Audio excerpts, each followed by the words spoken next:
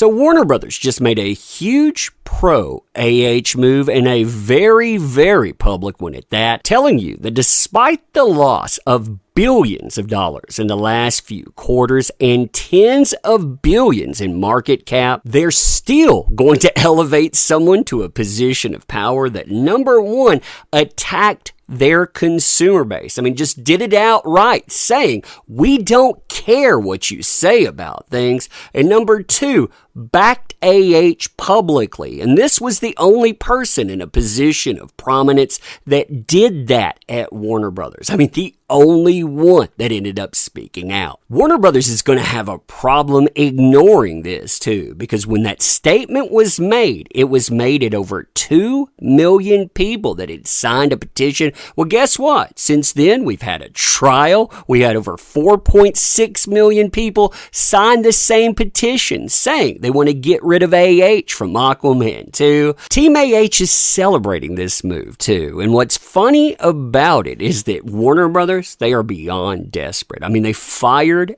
everyone. They've seen film after film flop. They've been pulling things because they know it's going to cost them money. This, it just digs the hole deeper. You and I, we are going to talk about that today too. Fun times, huh? Fun times indeed. All right, so hey there to all you fine folks on this fine day, by the way. I hope you are doing excellently. Man, talk about an epic screw up on Warner Brothers' part, specifically when it comes to AH, when it comes to Aquaman 2, Fantastic Beasts 3, and the JD firing controversy. I mean, it's like these companies can't figure out, hey, let's get out of our own way. Let's get rid of the people we said we're going to get rid of, which they have. They've been firing dozens of top people, the ones that got them on all of this mess. They seem to be doing the right thing, only to then pull an about face that was so out of left field that even the THR, the Hollywood Reporter, one of their biggest shills, they didn't know what to say about it. I mean, you see it in the headline here.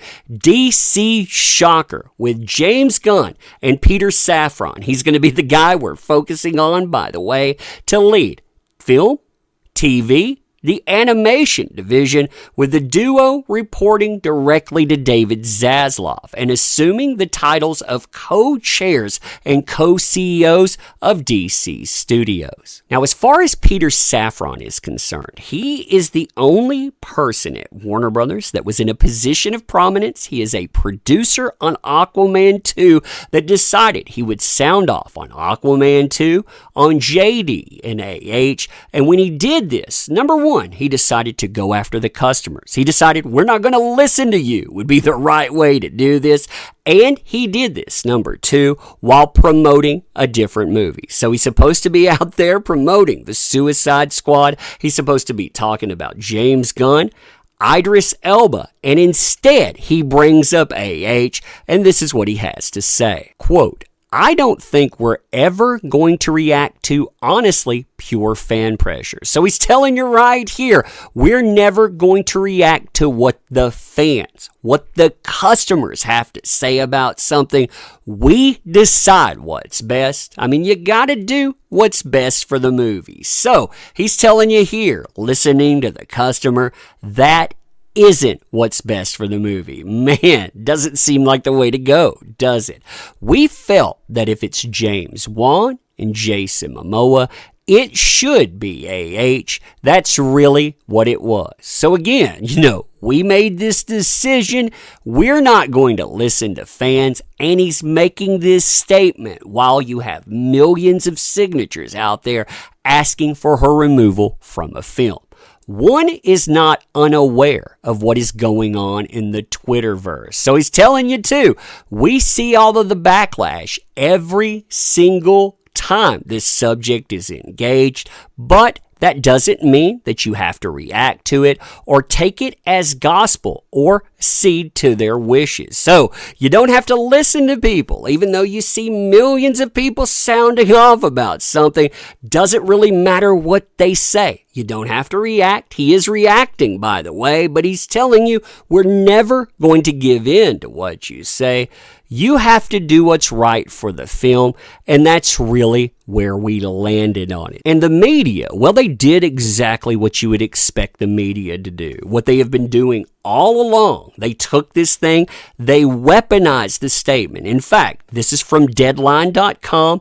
That's the place that he spoke to with the podcast, by the way. This is what they had to say. JD fans' efforts to have AH acts from Aquaman 2, they carry no water. And again, remember, this guy was supposed to be out here. He's supposed to be promoting another product, the Suicide Squad. Instead, he turns it into a pulpit to talk about AH. What exactly do you think he's going to do now that he's in charge? Now, I really want you to think about this too, because this seems to be the statement from Warner Brothers a lot of people are taking. Remember, when Peter Safran came out to give that statement, he wasn't just going after noise on Twitter. I mean, there was a lot of noise on Twitter. It was picking up a lot of steam. But the thing that Warner Brothers and AH were trying to deflect from was the Change.org petition entitled Remove AH from Aquaman 2. You had Warner Brothers essentially come out with AH. They said that thing, it wasn't real. You know, these people, they're not real. They're bots. That's what AH herself said. Well, you have Peter Safran follow that up with his statements, taking aim at the time at around 2 million people that had signed. Well, now you've had your trial come and go.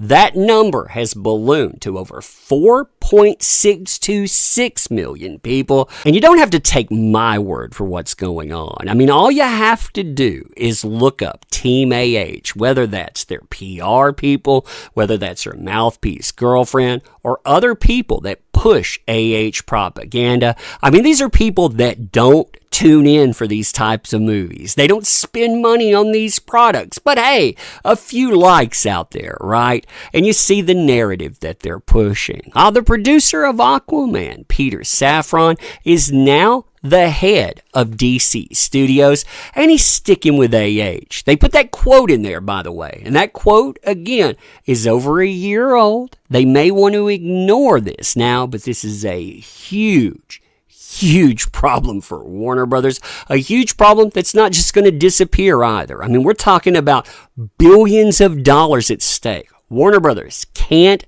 lose this money. That's why they're having changeovers now. That's why people like Walter Hamada are out, why they merged with Discovery in the first place.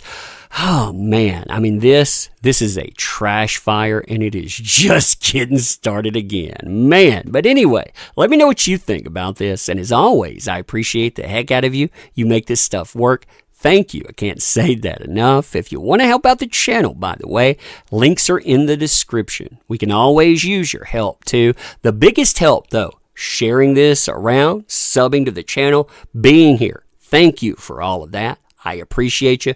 Going to end here. Thank you again. See you soon.